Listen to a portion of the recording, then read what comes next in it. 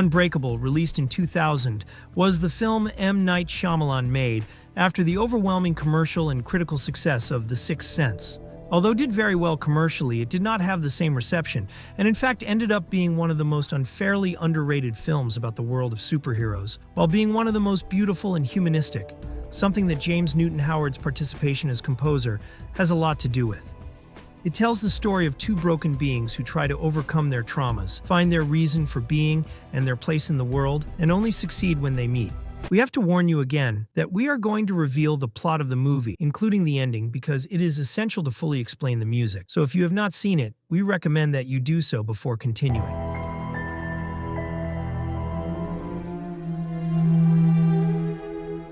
Born with extremely fragile bones, Elijah Price grew up being teased by other children, who called him Glass. Bullying and psychological abuse, along with the risks of his disease, overwhelm him, so he withdraws from the outside world, immerses himself in the world of comic books, and ends up convinced that his purpose in life is to become the nemesis, the antagonist of the hero he must find. And he gets there by causing destruction and death. When he achieves his goal, he ceases to be Elijah and becomes forever the evil Glass. This duality is reflected in James Newton Howard's use of two musics that interact and relate to each other, that of Elijah and that of the villain. They are two sides of the same coin. These two faces are shown together in the scene where the mother tries to cheer him up. At first it seems sinuous and threatening, some notes of Glass's theme.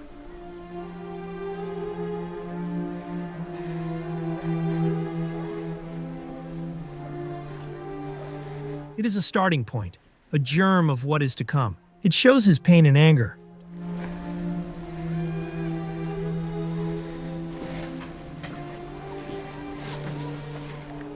Then comes Elijah's music, the music of the suffering child, of his sadness. You make this decision now to be afraid. And you will never. This will be the cause, and this will be the consequence. We'll go get it then. Where is it? On a bench? Across the street? But he is still a child, and the music shows him in all his innocence and purity, albeit from a suffering that should not be that of a child.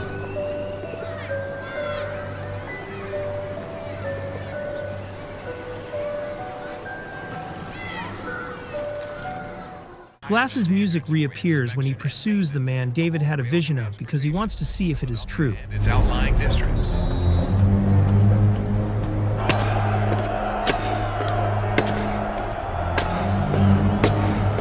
This music can be understood in two ways, depending on whether the end of the movie is not known, in which case it is mere suspense music, or whether it is known, for it reveals the imperious need of a criminal to know if he has found his nemesis in David.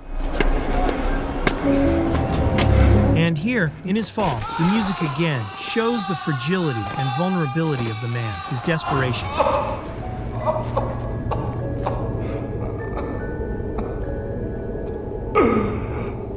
In the final scene, when David learns the truth through contact, Glass's music is at its most powerful.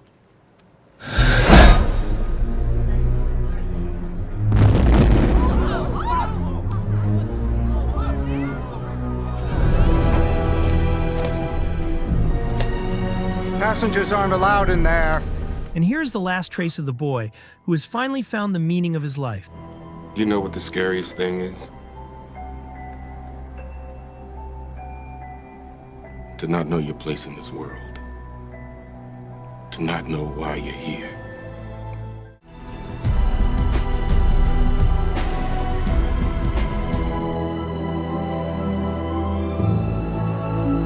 David Dunn is a 40-year-old man. Sad, estranged from his wife and son, he gave up a professional sports career and now works as a security guard at the stadium, where he could have been a star. David survived a train crash that killed all the passengers without a scratch, which prompts Elijah to contact him and explain that he has superpowers, though he doesn't know it. With the help of Elijah and also his son David, he will become aware of his reality and find a new reason for being in his power. When he does, Elijah will reveal his true identity.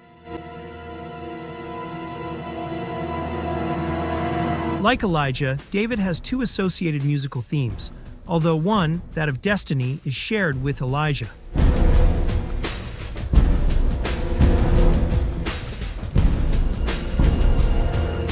The theme of destiny appears here, at Elijah's birth. Sustained some fractures while inside your uterus.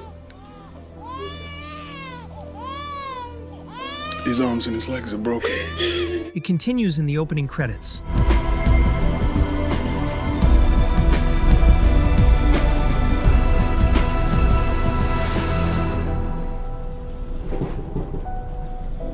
And it ends here in David joining Elijah at the other end of the music.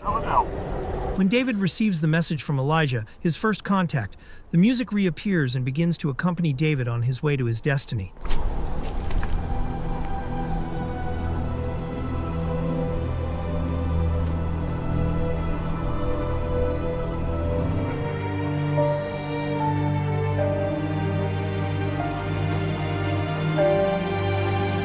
Elijah tries to convince him to take this path. Perhaps you're not doing what you're supposed to be doing. For the third time, music brings them together, but David does not yet know what Glass knows. Not what I witnessed. Stop. Stop messing with my life, Elijah. The musical theme marks David's journey through various events and experiences.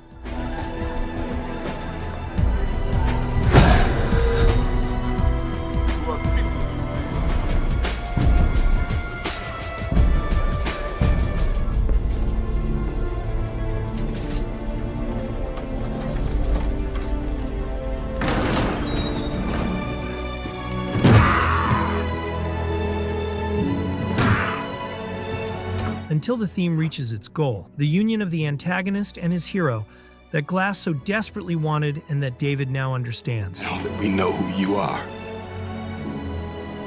I know who I am.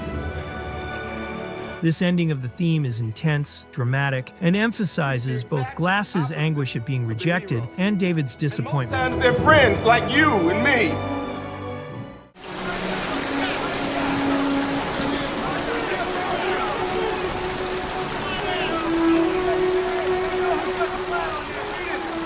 David's sense of failure. And you will never turn back. Your whole life, you will always be afraid. And Elijah's frustration unites them in the same music, which is sad. When Elijah tells him that there must be an invincible hero in the world, The rest of us to guard us. You think my dad's a real... I don't think anything right now. It's a possibility. and from here David begins a new path with this musical theme, the path to discovering that he is a superhero and that music will only play with him.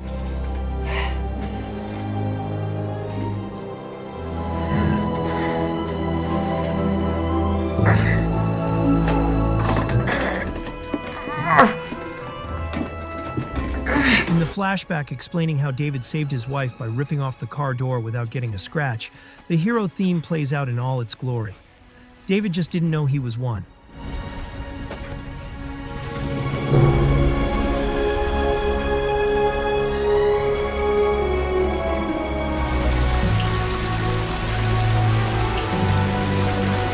The more he embraces his superhero status, the more the music takes shape and form. It is the music of the being with extraordinary powers, yes, but it is also the music that comes from the man who wants to win back his wife, his family.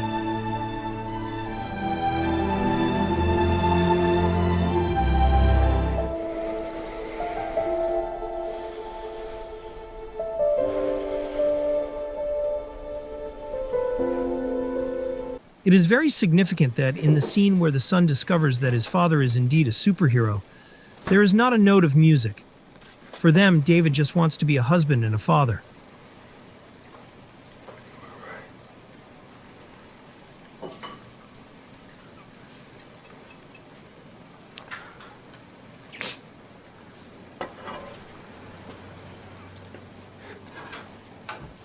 And to the rest of the world.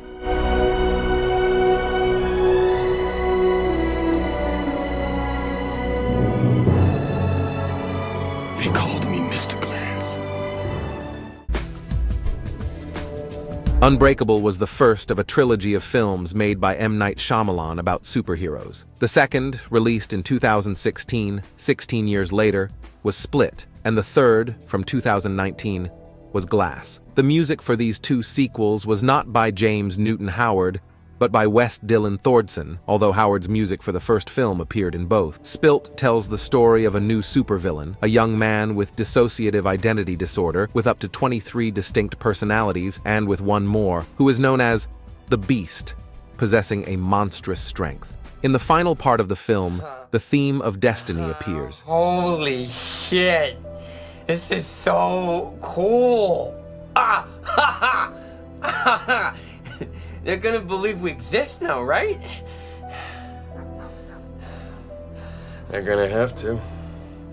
If in the previous film it was the path that led to the meeting between Glass as a villain and David as a superhero, here it is open again for the Beast to join both, which happens in the third film, Glass. In this one, the three are locked up in a sanitarium. In a flashback, Joseph has a flashback with his father, and the hero theme reappears. Joseph.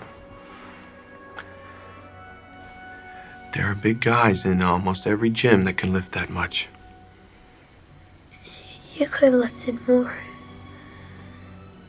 Another flashback shows Glass evoking when he was just a boy named Elijah.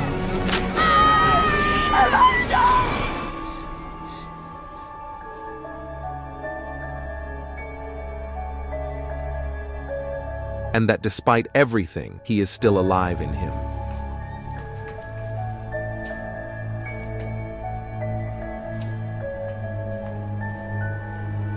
Finally, the theme of destiny opens its way again when Glass explains to David the plans they have to perpetrate a massacre and tells him that he has to try to prevent it, as it is his duty. We are going to the tallest building in the city. The Horde is going to be revealed there.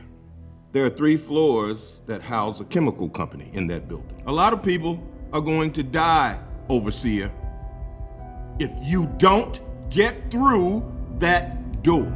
But there will be no more. In the final fight and death of the three, there is not a single reference to the theme of Glass or Elijah, neither that of the hero nor that of destiny, nothing. It is a decision of Shyamalan to remove them precisely any trace of superpower and return them to the human condition, the vulnerable, the beatable, the saddest, but also compassionate.